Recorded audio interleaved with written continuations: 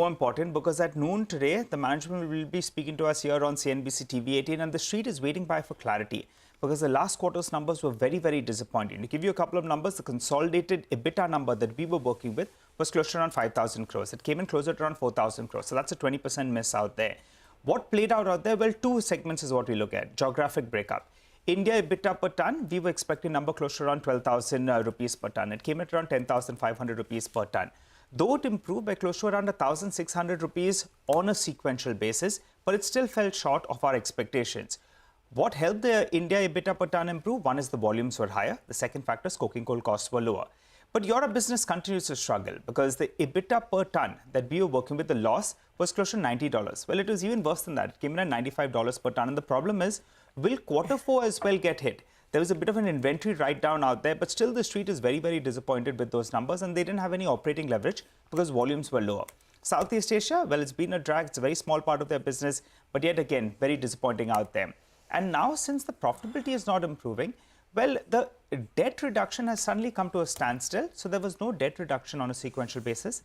Came in at around 71,700 crores. Also, the commentary with regard to pricing, lower input cost, and what is the debt reduction plan will be very, very important. We'll get to those answers in the next couple of hours. And what about on Hindalco? Well, Hindalco as well disappointing, but at least the street was bracing for a weak set of numbers because in the last call of Novelis, well, the street said that, the management clearly said that this quarter is going to be weak.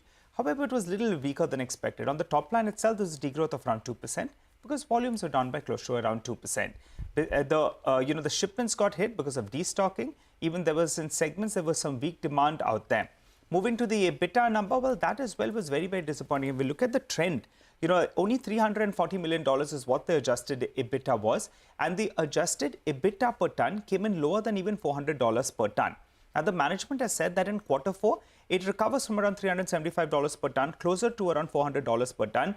Remember, they didn't have operating leverage playing out here. The energy costs were high and also the spreads were adverse to them. So that's why it was, far lower. But going ahead, maybe in the second half of FY24, you see the EBITDA go back to around $525 per ton.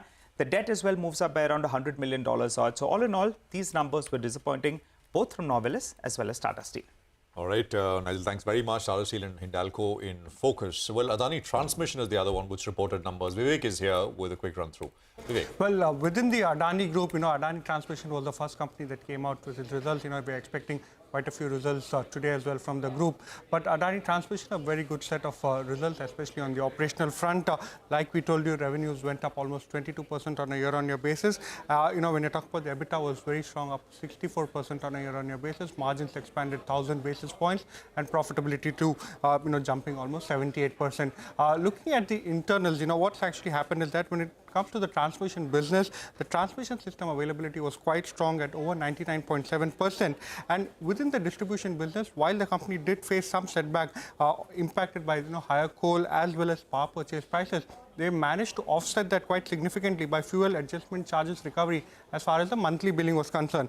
Also, when you're talking about the distribution losses, they were reduced quite significantly to 5.6%. That's very good when you're comparing it to other power companies. And collection efficiency too was very strong, over 100%. On the back of that, the stock that started off on a weak note has actually been perched at the upper circuit limit of 5%, which was revised yesterday from 10% to 5%. All right, thanks very much.